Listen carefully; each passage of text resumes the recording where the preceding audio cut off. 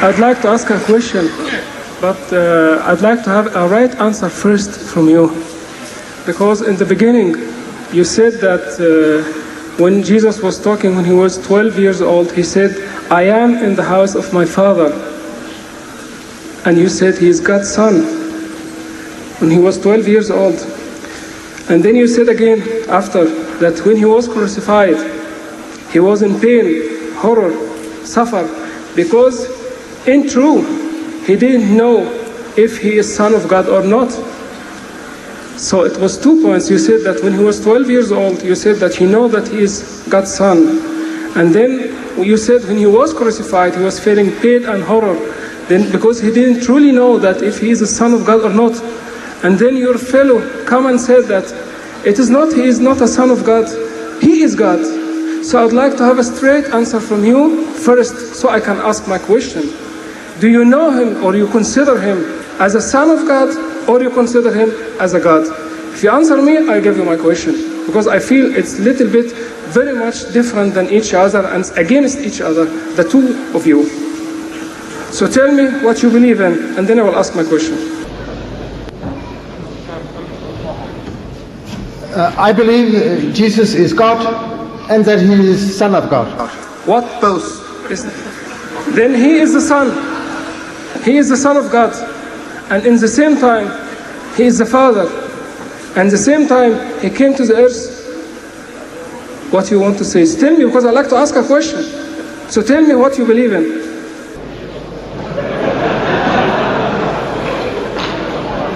We say, both of us, that Jesus is God, part of the triune God, and that he is the Son of God. We do not say that he is the Father. The Father is not the Son is not the Spirit is not the Father. It is too big for my mind to think that he is free and still one. Shortly, you want to say that you believe in Trinity. Yes. The Father and the Son and the Holy Ghost. Yes. Okay, then my question is not to you.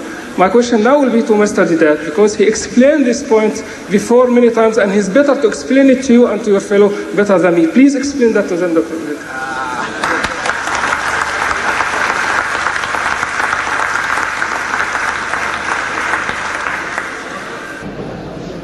See, the Holy Quran tells us to tell them,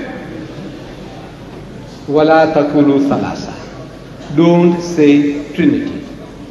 إِنْتَهُ خَيْرٌ لَكُمْ. This is topic. It will be better for you. إِنَّمَا اللَّهُ إِلَهٌ وَاحِدٌ. For your God is one God, He is not three in one. And this is the evidence we have from the Bible.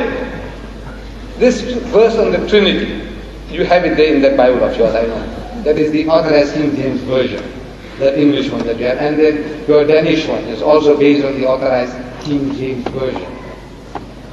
This is not the... Right. Now, there you find in the first epistle of John, chapter 5, verse 7.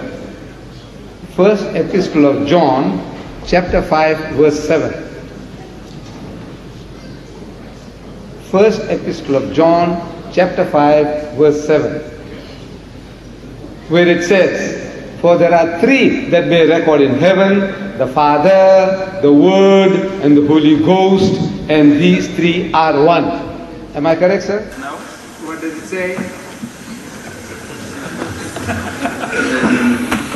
There are three witnesses, the Spirit and the water and the blood, and the three agree. Right. Now that is the revised version of the Bible. That one now, if you say it's not the King James Version, that is the revised version.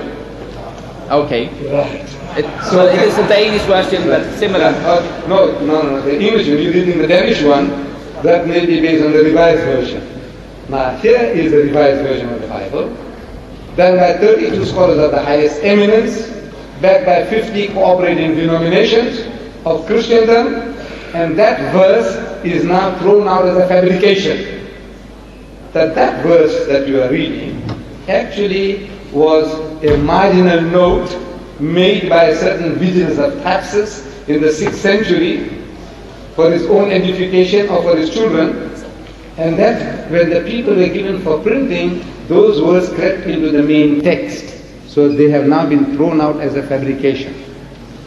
In the Revised Standard, every modern translation, Moffat's translation, New World Translation, Revised Version, Revised American Version, they have all thrown it out as a fabrication. That this is not supposed to be in the book.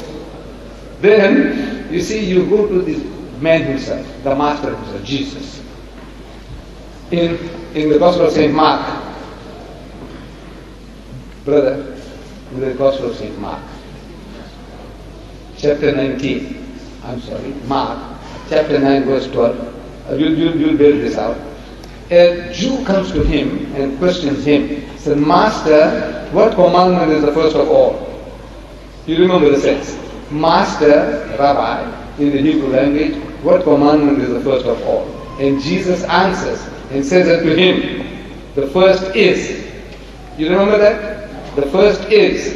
In Hebrew, he must have spoken in Hebrew to his people. Shema Israel Adonai Eloheinu Adonai Echad. Hear, O Israel, the Lord our God, the Lord is one. Is that the answer he gave? Yes. Right.